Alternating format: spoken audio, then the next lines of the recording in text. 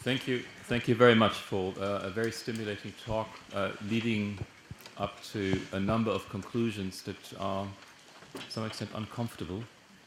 That certainly will give us occasion for a stimulating debate. And what I would like to propose to you, the audience, is that you simply indicate to me if you would like to ask a question. We will bring the mic to you. And then if you were so kind as to say who you are, and then make your comment and preferably a question in a very succinct way, so that we can have many participate in the discussion now. So we'll see how it goes, and I think we will start by having one question and then an answer. We may then go and group various questions as we go along. We have a good solid half hour of discussion now, and I very much look forward to it. And I'm looking around the audience to see who would like to go first. And there's a gentleman on back there. Yes, please. Professor, thanks for being here today. You mentioned that in Europe we have equilibrium of high trust between high taxation and good social services. Now, most European states are facing a demographic problem, so the population grows older. And in the future, we'll probably have less social service for the individual because the pot that everybody's taking money out is becoming smaller. So how can this equilibrium be prevailing in the future? So taxes are going up, but social services are going down for the individual because more people rely on it.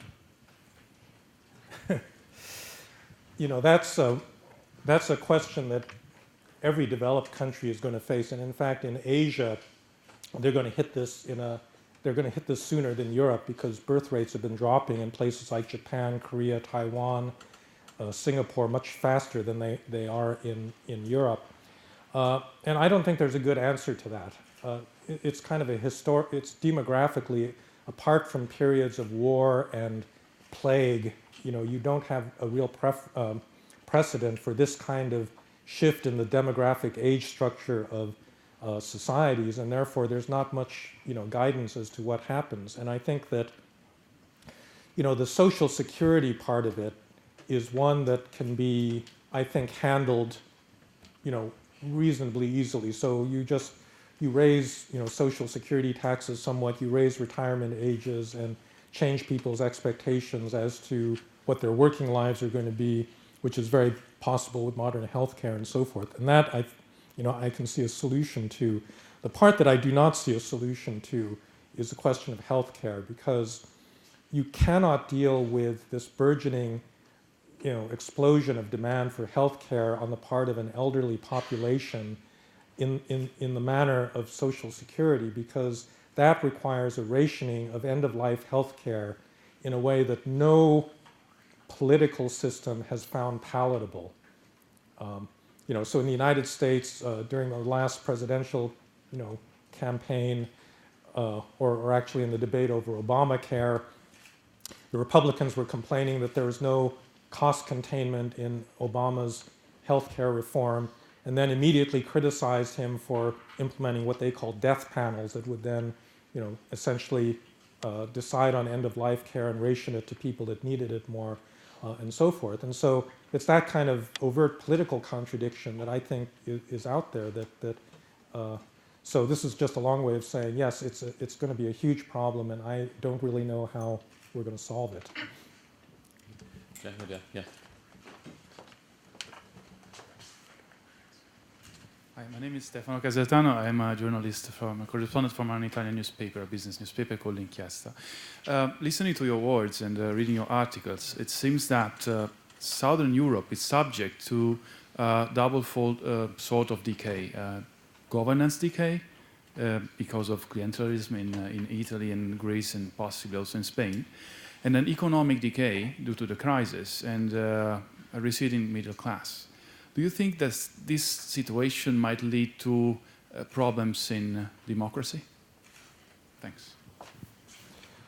Well, I think it already has led to a crisis in democracy in both of those countries, because both of them have been subject to these austerity programs that are basically designed and imposed by external actors.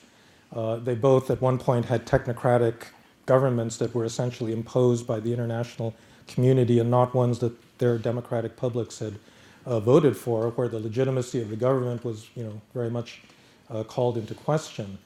I think that ultimately these kinds of problems are not insoluble in a democracy. What it requires is a kind of leadership that creates a democratic consensus in favor of the kinds of structural reforms that in the long term I think most intelligent people in the country realize is necessary, and someone needs to explain it and bring people along. It's just that that kind of leadership really hasn't existed. And what's troubling in Greece is that in many respects the core of the problem is the parties and these clientelistic practices of theirs, and that's really about the last structural reform that anyone has been willing to address, because it gets directly at the self-interest of the politicians. So yes, there is already an ongoing, I think, crisis of democratic legitimacy. Alina? Alina from Hertie School. Thank you for sharing this evening with us. My question is really asking, to whom do you address this plea for public administration and the fact that public administration is important? Because I think you convinced all of us who are not already convinced that it's really a great thing to have Weberian bureaucrats running your government. The question is, why do so few countries manage to have Weberian bureaucrats running the government? You gave the very good example of Andrew Jackson.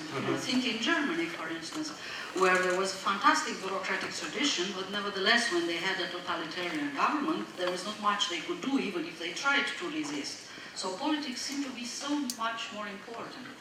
And we have two generations of World Bank civil service interventions, one evaluated in 2000 and another one last year. And they all very nicely acknowledge that there is not one case of success in any country of civil service intervention, donor-sponsored, to have managed to bring the Weberian bureaucrats. So the solution is really, to whom should we lobby? What should we tell? Really, we believe in this, but what is our, at least, research agenda on how to bring this about? Thank you. So Alina, I'm glad you asked that question, because actually that's one of the topics in the second volume of my political order book. The first part of the book, actually, it's a series of case studies of Germany, Britain, the United States, Greece, and Italy. And the question is, why did you get the survival of clientelistic government in Greece and Italy? Why did you get high-quality Weberian government in Germany?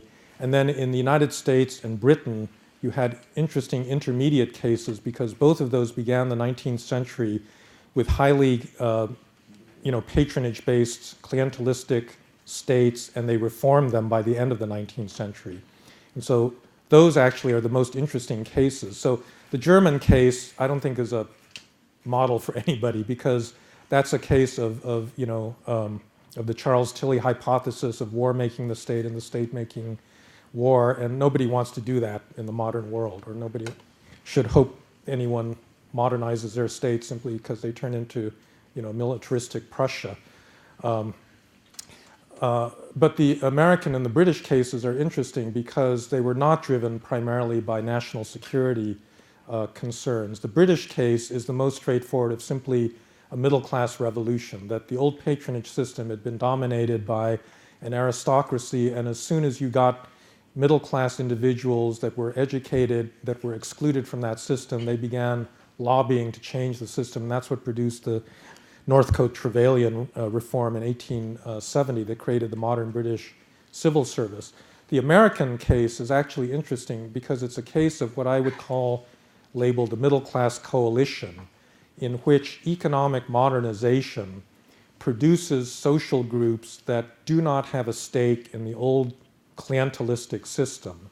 And under the right leadership, you can pull together a coalition of forces that can force through revision of the civil service, laws, but more importantly, a kind of mental revolution about what the civil service is about, and creating a sense of public service and the like. And in the United States, that's really what began in the progressive era. So you had economic interests that were hurt by the patronage system. So new businesses, the railroads had gotten sucked into that corrupt system, and they were of no help. But a lot of shippers and Midwestern farmers and then urban reformers in American cities and so forth, all were new social groups that were created as a result of economic growth, and they came together and they created a strong enough political coalition that they could force through that kind of change. Now, I think the way this would work in a country like Brazil or Mexico or India is pretty similar. There's a lot of economic growth going on in all of these countries. You have a lot of new groups that really don't have an interest in the old corrupt system. They're much better educated. They can actually do business in a globalized economy better without having the encumbrance of all this clientelism and so forth. And so they simply need to form a political coalition to change things. And that's, so I think you're seeing this being born in many of these countries. And the thing you've got to remember, in the United States, it took 40 years to bring about this reform, from the mid-1880s up until the 1920s. So nobody should expect that this is going to happen quickly. I think the international community can help because it sets standards, it sets kind of global norms with regard to public service. It provides people with models that they will have to then take to their own countries and try to figure out how to implement them in the context of their specific circumstances. But I think that this is actually something that's happening. So in Brazil today, public administration is much, much better than it was 30, 40 years ago. So it'll happen. It's just it's slow and painful. Would you like to respond? Yes, if I can. I'll actually be very brief, because what you told us right now is that this is society-driven, right? Yes. And that a certain development of society at some point will bring about the state that you want. Yes. Okay, so then we're not going to succeed, us, the international community and the international consultants, in no country where the society does not reach this kind of. Okay, that is an answer, but that actually means that very few cases were... Well, no, Alina, I don't think that's right, because I think there's a lot of economic change going on in the world. And I think, these uprisings in Brazil and Turkey are manifestations of it. The social deck is being restacked in many, many countries around the world. All these emerging market countries are undergoing enormous social change as we speak. So I think it's not as hopeless a message as you may think. No, anyway, I don't think it's a hopeless message. Thank you for it, because it actually ends up with you finally give the civil society a little bit of credit, because you basically say that it's them who have to bring this political coalition to bring... Well, yeah, no. Okay, so it is civil society, yes, but they have to learn to act politically. And that's the big danger in places like Brazil and Turkey, is that the civil society will protest and all of that energy is going to get dissipated because they don't know how to convert that into actual political reform that will then change some of these big structural obstacles they have to getting to a modern government. Thank you. Thank you. Yeah, the gentleman in front. Well, my name is Arne Baumann. I'm working for the Green Party in the German Parliament, in the Bundestag. Well, thanks first of all for the very interesting lecture. I was wondering whether you could elaborate a little bit more on the criteria for public administration, for good public administration. It hasn't quite become clear to me what you're really looking for. I think you touched on various elements, but I think in real life it's not quite easy to define what a good public administration is. I mean, we talked about kind of the Commission, the EU Commission, and its role in the current crisis response. They're definitely experts, they're definitely technocrats, and they're referring to expert knowledge in implementing certain policies. But it's not the expert knowledge is not undisputed. Austerity is not a law of physics. Right. Then we just heard the example of the German public administration under the Nazis, where for the most part the administration just obeyed orders, even when they were clearly morally wrong. And then one thing also crossed my mind. Then, by now we basically know that things which in the 80s and 90s were thought of improving the efficiency of the public administration, like performance pay, by now, correct me if I'm wrong, but I think it's pretty clear that it's not really working in changing any behavior. It's just kind of inducing rent-seeking behavior and making the public service maybe even worse than it was before. So if you could elaborate a little bit more on what really it means to have a good public administration. Yeah, it's funny because we've been having this big debate back and forth over exactly those kinds of issues. It started in this article that I wrote in the journal Governance, and we just had another big couple of sessions at the American Political Science Association on this with Boo Rothstein and others. So I'm not saying that public policy isn't important or that values and the political goals that the political principle sets are not important. Of course that's important. So, you know, in a certain sense, you don't want concentration camps to be run by efficient administrators. You'd actually rather have them run by lazy, corrupt, you know, bad administrators. So there's no question about that. But I do think that precisely because the ends of policy are contested, that it is probably worth breaking off an administrative implementation part as a separate problem, because there does remain a whole set of public policies that are actually not that controversial and that you know, are pretty constant across all societies, and they're administrative problems that need to be solved.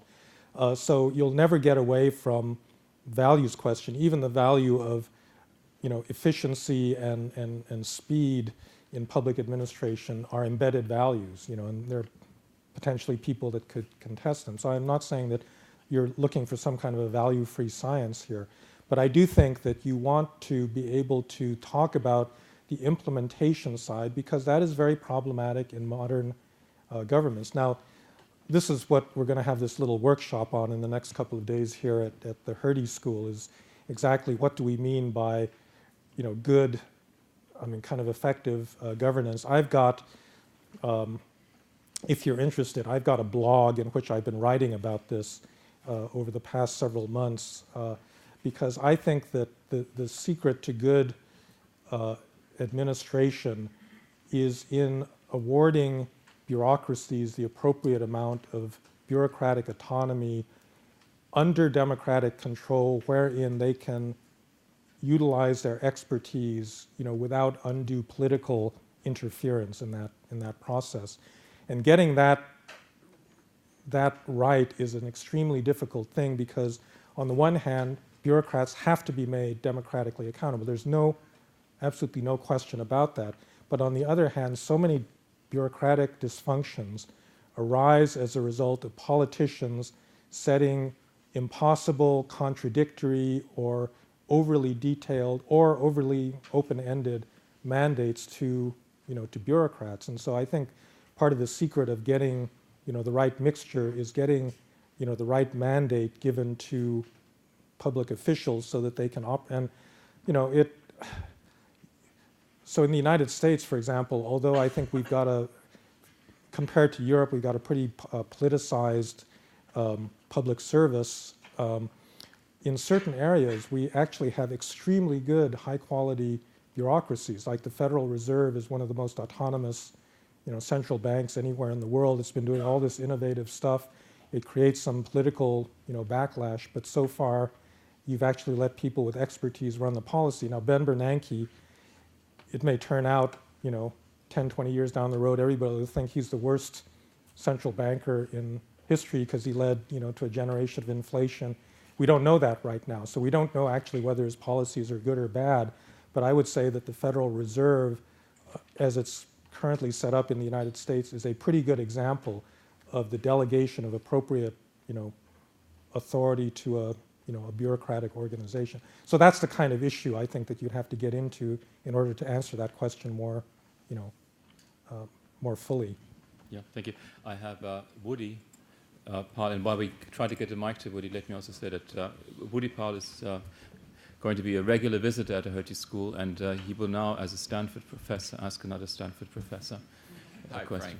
Frank. I guess I wanted to ask how you would respond to a challenge that many people would make about contemporary public administrations. The action is no longer at the federal or state level, and the most exciting stuff in innovation is at the city level. If we look in Europe, it's in Vienna, it's in Helsinki, Copenhagen, or Zurich. In the US, you'd point to New York City, of all places.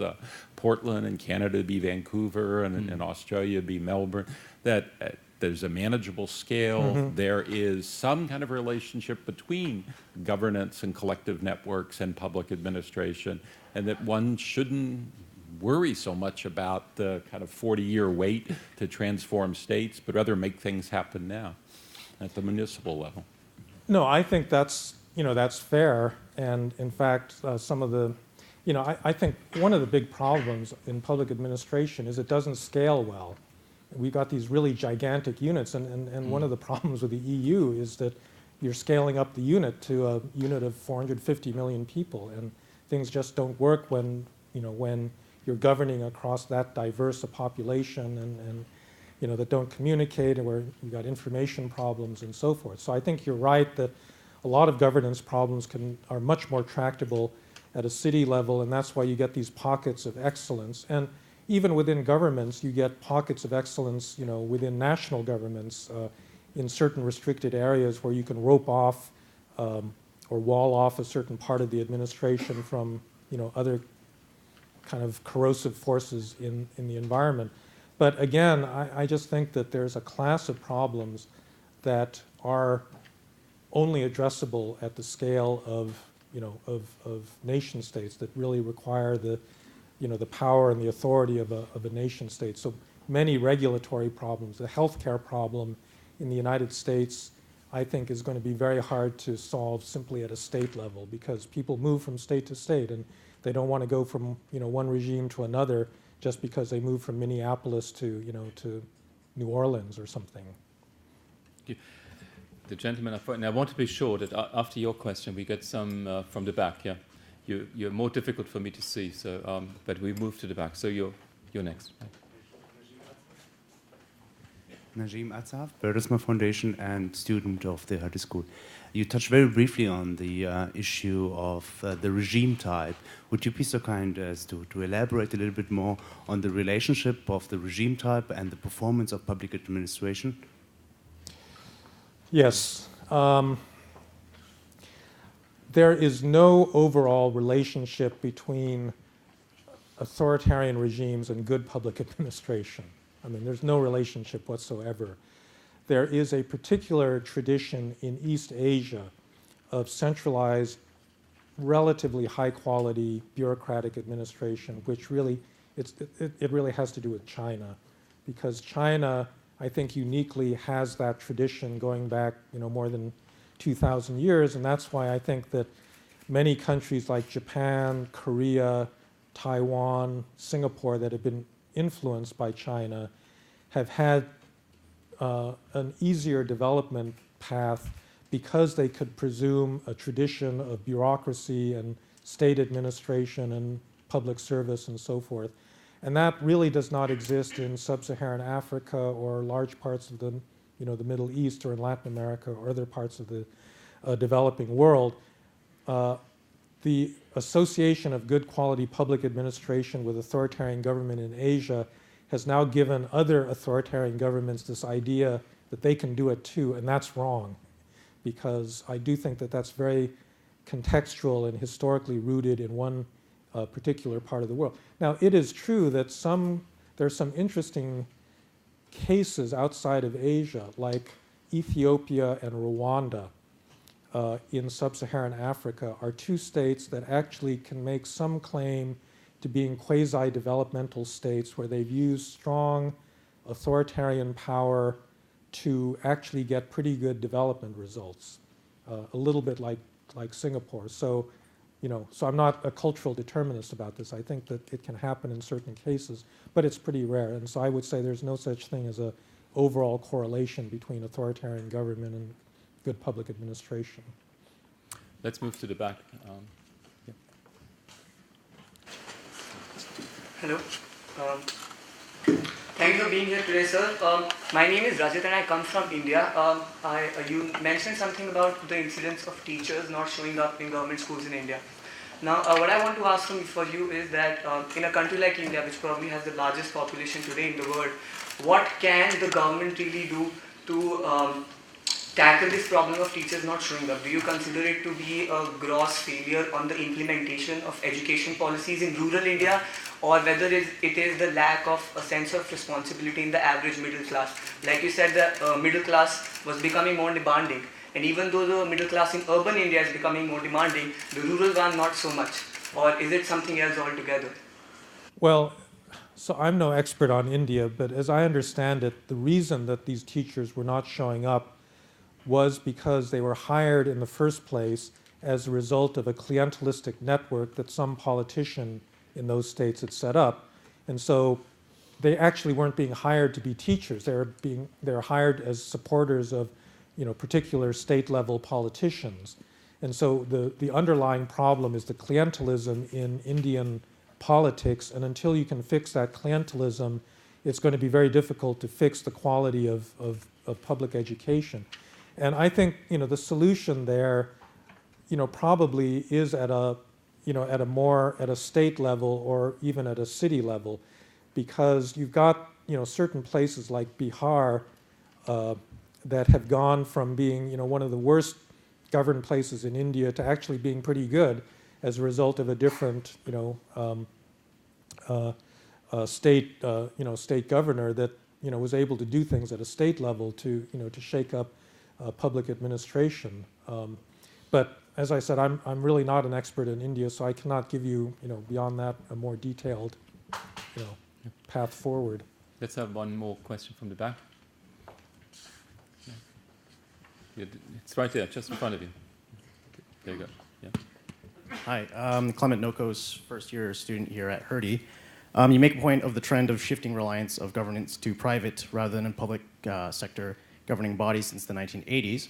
Without institutional accountability in the private sector versus the public sector, i.e. elections, how are citizens of liberal democracies supposed to trust the state and the private sector when, one, the state's responsibilities are increasingly downloaded onto the private sector and is becoming less involved in people's lives, and two, the private sector instead becomes more involved while feedback mechanisms like elections do not exist for the private sector? Goes into a second question here. The governance versus government debate seems to foster an anti-statist political culture in liberal democracies that does not nurture social capital because of an institutional cultural skepticism that does not nurture high social capital that makes for an active civil society.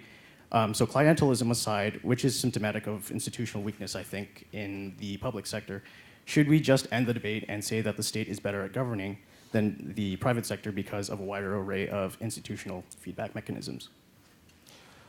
Well, I didn't mean to criticize public-private partnerships or outsourcing or any of these things. They can be made to work well. My point was really that in the places where they worked well, you still had to have a competent state that was able to monitor their behavior. Because if you're going to outsource, you still have to make sure that you're getting your value for the money, and you can't do that without having a certain degree of state capacity. I think that the private sector has other sources of accountability other than elections, such as the fact that a private company can go bankrupt and there's a lot of competition. And I think, by and large, that's what keeps the private sector honest. Now, the NGO sector is actually a different kettle of fish, and that one I still haven't quite thought through yet, because it seems to me that you can still have a crisis of democratic representation in a world that's filled with NGOs, powerful NGOs, because what is it that makes the NGO accountable? This was brought home to me that in Holland there's this national postcode lottery that was set up by a number of NGO, ex-NGO officials, and they were raising close to $1 billion a year to give out to these organizations, and they themselves raised this question. We're giving out all this money, we exercise all this influence, no one elected us, and how do we know what we're doing actually serves a public interest just because we say it's in the public interest? And that's a problem, I think, that the only answer I could come up with at the time was, again, competition. If you have a lot of diverse organizations and they're all trying to do different things, then that gives you a certain number of checks and balances against abuse by any one. But I don't think that that's a problem that we really thought through or solved in the end. Yeah, thank you. Perhaps the last and final question, Klaus?